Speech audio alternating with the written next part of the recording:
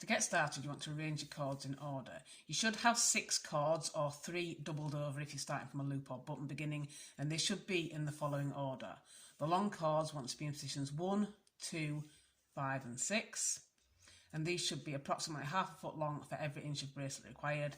And colour 1 wants to be in position 1 and 5, and colour 2 wants to be in position 2 and 6.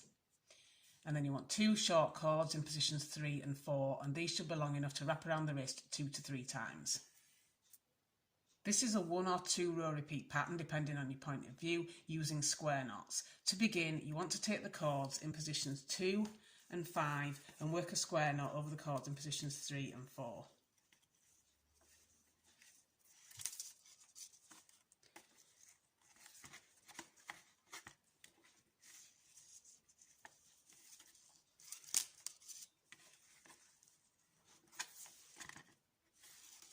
And then you want to take the cords in positions 1 and 6 and bring them over the top of the cords in positions 2 and 5, and then work a square knot over the cords in positions 3 and 4.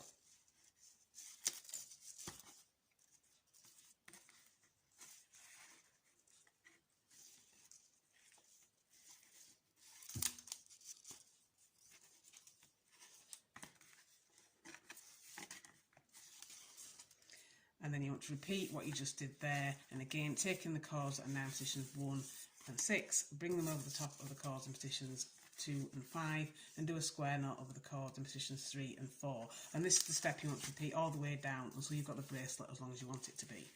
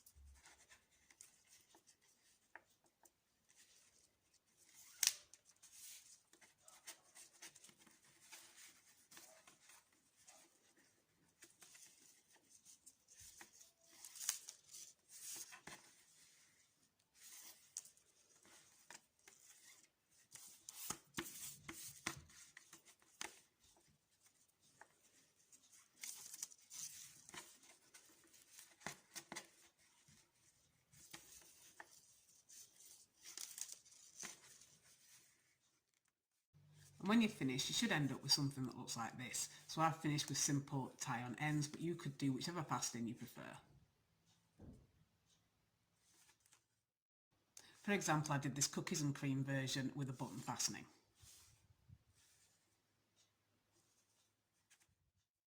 And that is your completed macrame bracelet.